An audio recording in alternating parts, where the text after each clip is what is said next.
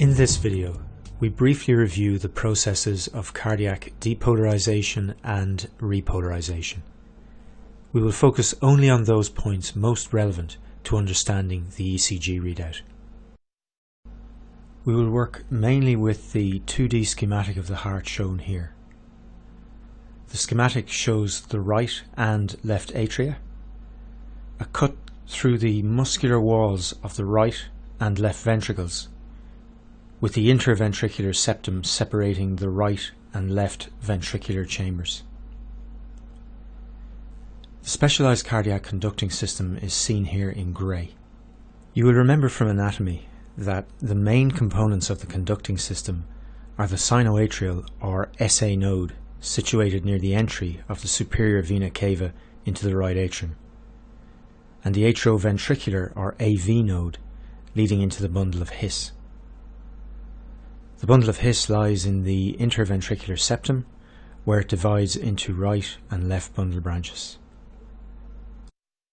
The right and left bundle branches give rise to a meshwork of terminal fibres in the subendocardium, that is, the myocardium closest to the ventricular lumina.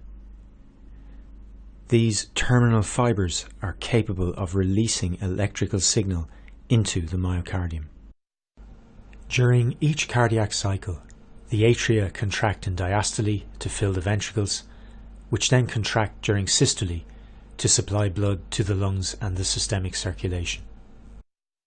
Contraction of the atria and ventricles is tightly coordinated by a wave of depolarization spreading through the muscular walls of these chambers. The depolarization wave, seen here in blue, reflects movement of charge across myocyte membranes and is in effect an electrical current spreading through the heart. Following contraction, cardiac muscle returns to a resting state, and this is associated with reversal of the movement of charge across the myocyte membranes. This second wave of electrical activity, seen here in red, is termed cardiac repolarization. The leads of the ECG machine are designed to detect and record these two waves of cardiac electrical activity. The depolarization and repolarization waves spread through the heart in a highly predictable pattern, and to understand the ECG readout, the pattern of spread of cardiac depolarization and repolarization need to be understood. Cardiac depolarization is triggered by an electrical pulse generated in the sinoatrial node. This electrical pulse then spreads through the atria, triggering their depolarization and contraction late in diastole. The atria and ventricles, however, are separated by a non-conducting fibrous septum. The depolarization wave cannot penetrate this barrier, and in order to activate ventricular contraction, the wave must be transmitted into the ventricles by the specialized cardiac conducting system. In a normal heart, the only route by which the depolarizing wave can enter the ventricular conducting system is through the AV node. In order to allow the ventricles to fill with blood following atrial contraction, the AV node initially delays the spread of the depolarization wave. After this short delay, the depolarizing signal is transmitted into the ventricles via the bundle of His.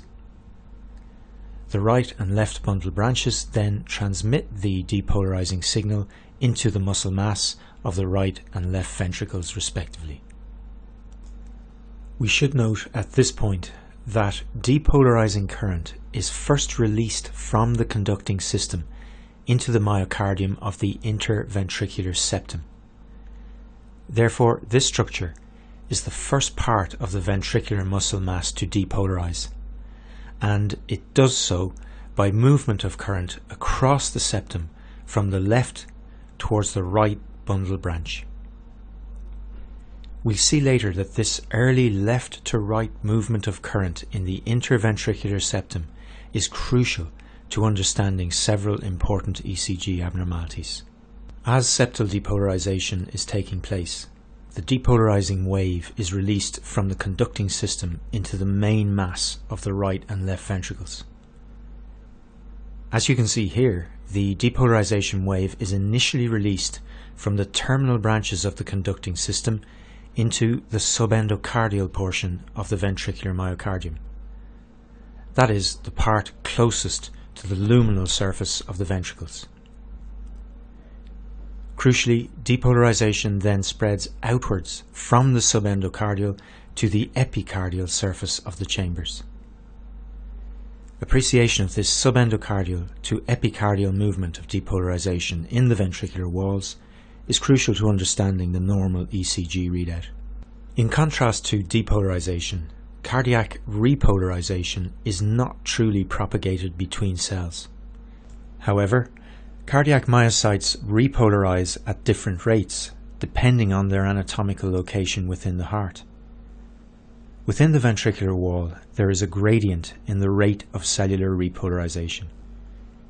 Cells in the epicardial region have the fastest rate of repolarization and repolarize first following ventricular contraction. The rate of cellular repolarization is then progressively slower as we move from the epicardium towards the endocardium. Therefore, perhaps counterintuitively, repolarization spreads through the ventricles in the opposite direction to the depolarization wave. As illustrated here, following ventricular depolarization, repolarization begins in the epicardium and spreads backwards from the epicardial to the endocardial surface of the ventricles.